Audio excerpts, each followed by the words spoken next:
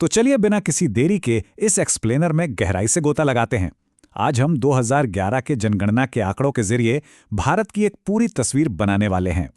सोचिए, 1 अरब से भी ज्यादा लोगों को गिनना बिल्कुल भी आसान काम नहीं है ना? लेकिन इन्हीं नंबर्स के पीछे हमारे पूरे देश की असल कहानी और उसका भविष्य छुपा है।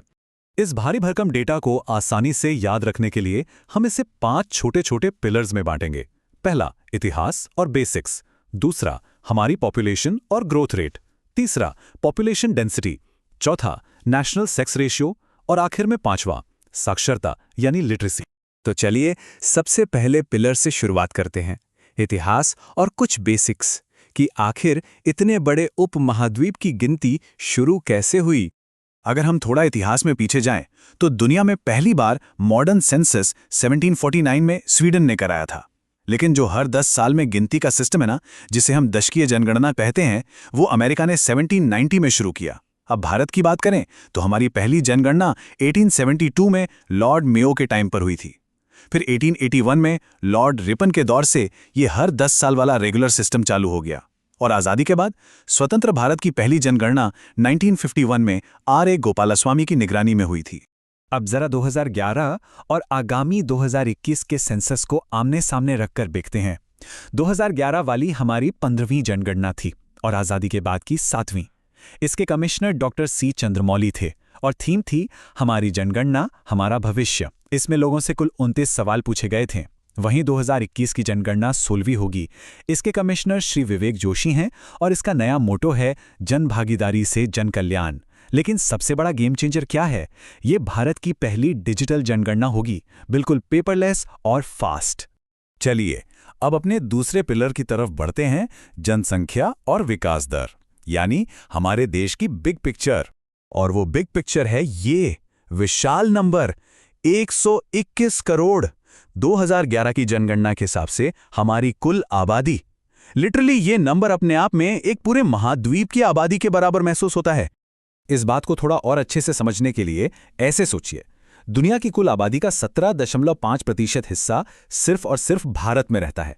इसका सीधा सा मतलब यह है कि पूरी दुनिया में लगभग हर छठा इंसान एक भारतीय है। ग्लोबल स्टेज पर यह बहुत ही बड़ा और इम्पैक्टफुल नंबर है। अब सवाल यह है कि इतने सारे लोग आखिर रहते कहाँ हैं?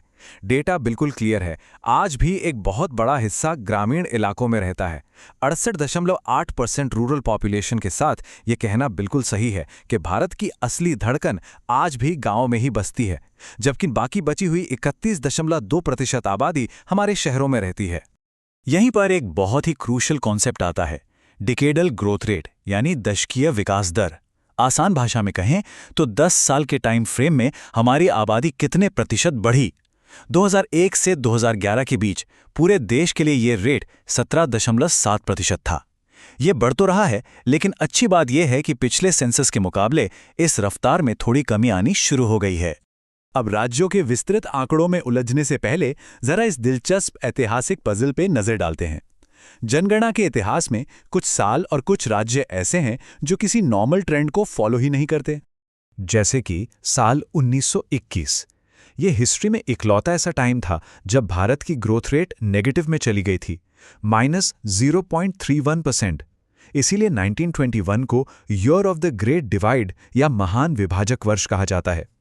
और अगर 2011 के डेटा की बात करें तो नागालैंड भारत का अकेला ऐसा राज्य था जहां की पॉपुलेशन बढ़ने के बजाय कम हुई, -0.6% ग्रोथ के साथ। सोचिए, पूरे देश की आबादी बढ़ रही थी, बस एक यही राज्य था जो सिकुड़ रहा था। अब अगर हम एक्सट्रीम्स की बात करें तो कॉन्ट्रास्ट देखिए। एक तरफ यूपी है जिसकी आबादी 20 करोड़ के पार है, मतलब दुनिया के कई बड़े देशों से भी ज्यादा लोग तो सिर्फ एक राज्य में रहते हैं। और दूसरी तरफ सिक्किम है जहां सिर्फ 6 लाख लोग हैं। यूनियन टेरिटरीज में भी यही हाल है। दिल्ली 1.67 करोड़ के साथ टॉप पर है और लक्षद्वीप में मुश्किल से 64,000 लोग। ये डाइवर्सिटी वाकई माइंड ब्लोइंग है। अब आते हैं हमारे तीसरे पिलर पर, भारत का जनसंख्या घनत्व यानी पॉपुलेशन डेंसिटी। हम एक दूसरे के कितने करीब रहते हैं? आगे बढ़ने से पहले इसके बेसिक्स क्लियर कर लेते हैं। पॉपुलेशन डेंसिटी का मतलब है कि 1 स्क्वायर किलोमीटर के एरिया में औसतन कितने लोग रहते हैं। 2011 के डेटा के हिसाब से भारत का नेशनल एवरेज 382 व्यक्ति प्रति स्क्वायर किलोमीटर था। लेकिन जैसे ही हम राज्यों पर नजर डालते हैं, ये आंकड़े आपको हैरान कर देंगे। एक तरफ है बिहार, जहां 1 स्क्वायर किलोमीटर में 1106 लोग बिल्कुल ठसाठस भरे हुए हैं, और दूसरी तरफ अरुणाचल प्रदेश, एकदम खुला खुला, जहां उसी 1 स्क्वायर किलोमीटर में सिर्फ 17 लोग रहते हैं। यूनियन टेरिटरीज में तो दिल्ली का डेंसिटी लेवल 11,320 है, जबकि अंडमान और निकोबार में सिर्फ 46। ये साफ दिखाता है कि हमारे देश के कुछ हिस्से कितने ज्यादा पैक्ड हैं और कुछ बिल्कुल खाली। चलिए, अब शिफ्ट करते हैं अपने चौथे पिलर पर, हमारा राष्ट्रीय लिंग अनुपात यानी नेशनल सेक्स रेशियो। इस मेट्रिक को हमेशा प्रति 1000 पुरुषों पर महिलाओं की संख्या के रूप में कैलकुलेट किया जाता है।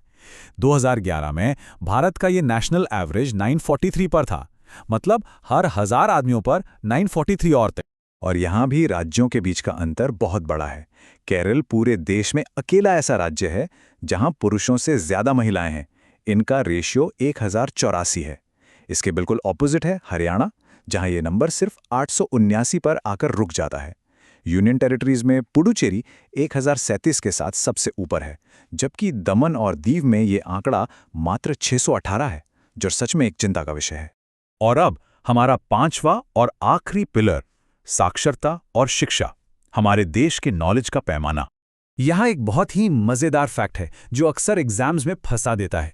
जब लिटरेसी यानी साक्षरता गिनी जाती है ना, तो सिर्फ उन लोगों को शामिल किया जाता है जिनकी उम्र 7 साल या उससे ज्यादा है और जो समझ के साथ लिख पढ़ सकते हैं।